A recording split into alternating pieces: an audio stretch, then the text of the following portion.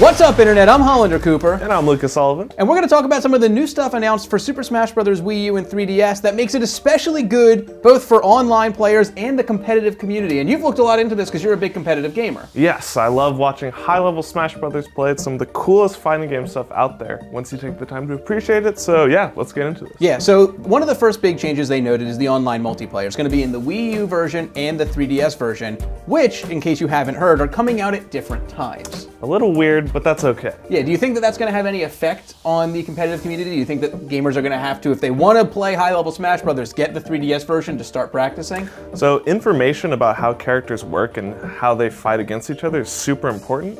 So Nintendo is kind of pressuring high-level players into buying the 3DS version so that they have a leg up on the Wii U players at launch. But it may not be as serious as it might seem now. We'll have to wait and see. Yes. All right, so one of the big changes is the online multiplayer. So you can play with friends, but you can also play for fun and for glory. For fun is do whatever you want, there are no rules, whatever. For glory, I think came as a shock to all of us. Yeah. Final destination, no items. One-on-one is possible. And wins and losses are recorded. So if you suck, you're gonna know about it. Yep. In For Glory mode. So before we even talk more about that, Final Destination is no longer just a map, it's a way of mind. Almost every level in the game has a Final Destination mode. Final Destination being flat level, no platforms, no craziness. You can play in like the Animal Crossing level, Zelda level, Mario level. All of these different levels are all considered Final Destination levels now. So what do you think? What impact do you think that's going to have? So I think this was a super smart move by Nintendo because they basically normalized the stage, and at high level play, like, you see players playing Final Destination almost exclusively. Right, because it's kind of boring. It's a flat surface, there's no unpredictable movements of platforms or anything like that, and it's pretty much the best stage for showing, like, this is just between you and me, like, I'm gonna prove how good I am based on no outside factors. Right, and the fact that they even, not only is that just, I mean, if they would have just added the competitive, like the element of, oh, there are multiple ones, that would have been cool, but making a specific mode for that is like, I almost thought that like Final Destination no items was just like a fan thing that Nintendo probably didn't like. They're embracing it. Yeah, thankfully. And it's an ingenious move to have versions of all the different levels for Final Destination because that prevents any fatigue of like, oh my god, I'm in space Purple again. Floating platform. Yeah, so this was a super smart move by Nintendo that basically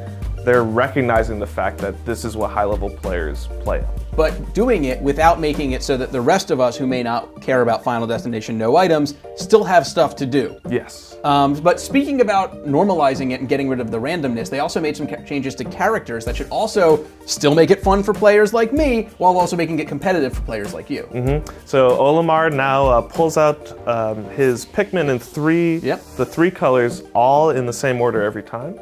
And King Dedede now throws the spiky dudes instead of Waddle Dees. Yeah. Now this is good because in fighting games, randomness is always just a negative because if you're losing to randomness, you feel like you got gypped, and if you're winning with randomness, it's like, well, I didn't really earn that. Yeah. And these changes are good because Nintendo's recognizing that, you know, randomness is not that fun at they got rid of tripping. Play. They got Olimar can pull out 6 different types of Pikmin, but it's the same order every time, so it's not like, oh, I got the big guy this time. Yeah, and once you know what's going to happen, once there's no randomness, then you know how to play as or against that person, which makes high-level play just a lot more interesting to watch. Sure, and the last big thing, as far as I can tell, is the frame rate. So Nintendo has really never promoted frame rate. It felt really weird hearing Sakurai specifically reference frame rate, but he did. Do you think that's a big deal? I think it's good because high-level fighting game players, frame rate's super important. They need to know when their moves can connect. So saying definitively that 60 frames is, you know, the bar that they're shooting for on both 3DS and Wii U is pretty important. So yeah, I'm looking forward to smooth gameplay sailing. Silky smooth. Any other major elements, or is that pretty much it in terms of what makes this so special? So Sakurai mentioned the custom move sets, but those won't come into play in the For Glory mode, which is good because, or even in the they said that it's not for any mode where you're playing against random people. It's only for friends and local. Yeah, so you won't have to worry about encountering like, whoa, what is this? Some weird build going on online. Yeah, Mario's throwing a slow fireball. I need to suddenly figure, and then that is stuff that they really don't have to balance it. Yeah, if it can't be weird, exploited if yeah. you're just playing for fun. Yeah, and you also wrote a pretty lengthy commentary editorial article about this on GamesRadar.com, right? Yes, you can go there to read it now. If you like. You totally should. Thanks for watching, and be sure to check out other episodes of Super Smash Bros. Wii U Weekly and plenty of other stuff on GamesRadar.com.